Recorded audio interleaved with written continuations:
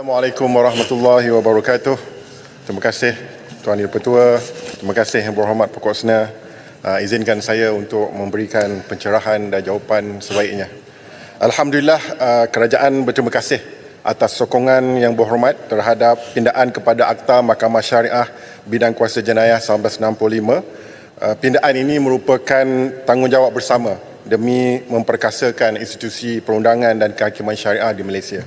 Untuk makluman ahli yang berhormat, bagi memastikan proses berlaku secara teliti dan menyeluruh, beberapa sesi libat urus dengan pihak berkepentingan telah pun dibuat untuk mendapatkan pandangan terhadap pindaan yang dicadangkan. Di antaranya adalah sesi libat urus bersama dengan Ketua Hakim Syar'i Negeri-Negeri, Jabatan Peguam Negara dan Jabatan Kehakiman Syariah Malaysia. Sesi libat urus bersama dengan Ketua Pendakwa Syar'i dan Ketua Pegawai Penguatkuasa Agama. Sesi libat urus bersama dengan Majlis Agama Islam Negeri-Negeri.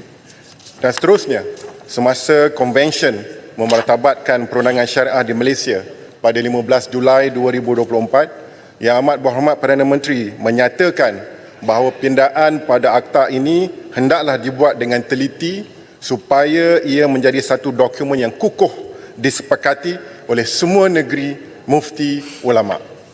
Pengurusi Majlis Kebangsaan Hal Ehwal Agama Islam Malaysia, dulu Yang Maha Mulia Sultan Perak pada 30 Julai 2024 telah bertitah supaya JAKIM memberikan taklimat mengenai cadangan pindaan kepada akta ini dalam mesyuarat agama Islam negeri-negeri bagi mendapatkan maklum balas dan pandangan Majlis Agama Islam negeri-negeri terlebih dahulu. Untuk makluman ahli yang berhormat, Jawatan Kuasa Khas mengkaji isu berkaitan dengan kompetensi Dewan Undangan Negeri untuk menggubal Undang-Undang Islam juga akan meneliti cadangan pindaan kepada akta ini dan laporan hasil kajian akan mengambil kira dalam menggubal pindaan kepada akta ini. Cadangan pindaan kepada Akta Mahkamah Syariah Bidang Kuasa Jenayah 1965 akan dibentangkan terlebih dahulu dalam mesyuarat Majlis Kebangsaan bagi Hal Ehwal Agama Islam MKI dan Majlis Raja-Raja untuk diperkenankan sebelum dibentangkan dalam mesyuarat Jemaah Menteri untuk persetujuan dasar sebelum dibentangkan di Parlimen. Pindaan kepada akta ini akan dibawa ke Parlimen bersama dengan suatu akta baru, insya-Allah, iaitu bukan sahaja akta ini tetapi akta baru iaitu Rang Undang-Undang Mahkamah Syariah Wilayah-Wilayah Persekutuan dengan tujuan untuk memperkasa Mahkamah Syariah, dan kedua rang undang-undang tersebut akan dibentangkan di Parlimen setelah mendapat persetujuan Jemaah Menteri bagi memastikan hasrat untuk pemerkasaan Mahkamah Syariah dapat direalisasikan. Terima kasih. Soalan tambahan Yang Berhormat. Terima kasih Yang di-Pertua, terima kasih Yang Berhormat Timbalan Menteri. Soalan saya, apakah pendekatan dan usaha proaktif yang telah diambil oleh kerajaan untuk memberi penerangan yang jelas dan terperinci berkaitan dengan RUU 355 ini kepada masyarakat umum? Saya mengira langkah ini penting untuk mengelak daripada persepsi negatif, kerana RUU Mufti sebagai contoh ada pihak yang menentang secara langsung atau tindakan pihak yang cuba timbulkan keraguan tentang keperluan usaha dapat ditangkis sama sekali. Terima kasih. Yang Berhormat Menteri. Terima kasih Yang Berhormat atas soalan tambahan tersebut.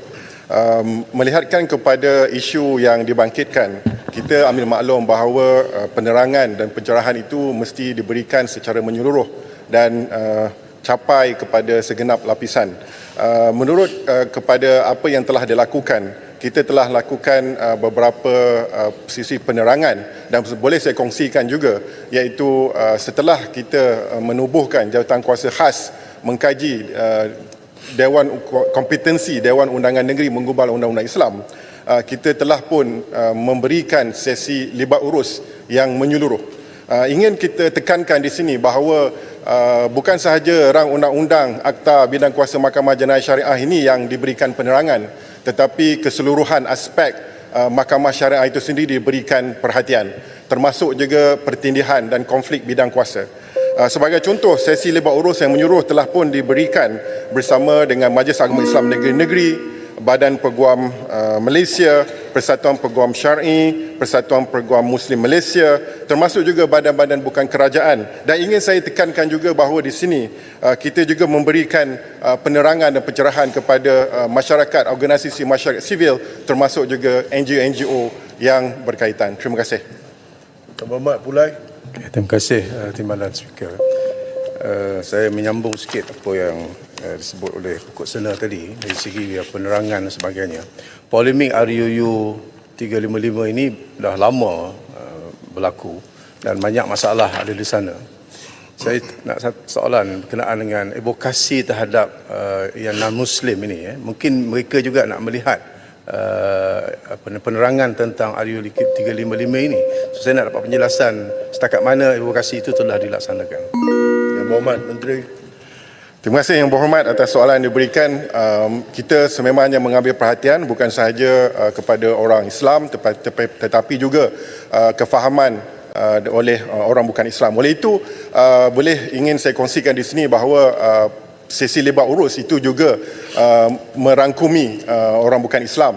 Dilaporkan dan direkodkan oleh Jawatan Kuasa Khas mengkaji kompetensi Dewan Undangan Negeri menggubal undang-undang Islam itu, bahawa telah ada sesi lebar urus bersama dengan badan bukan Islam seperti Christian Federation of Malaysia, National Evangelical Christians of Fellowship Malaysia, Persatuan Agama Taoism Malaysia, Sri Maha Mariamman Temple, Malaysia Hindu Sanggam, Unit Haiwal Agama Jabatan Premier Sarawak dan beberapa badan yang lain. Ini membuktikan bahawa kita mengambil kira bahawa untuk memberikan penerangan dan pencerahan itu ianya mesti bersifat inklusif dan ianya mesti merangkumi keseluruhan masyarakat, dan insya-Allah kita akan teruskan lagi sesi lebar urus ini agar semua memahami bahawa usaha ini bukan untuk politik tetapi usaha ini untuk memartabat dan mengangkat institusi perundangan dan kehakiman syariah di Malaysia. Terima kasih.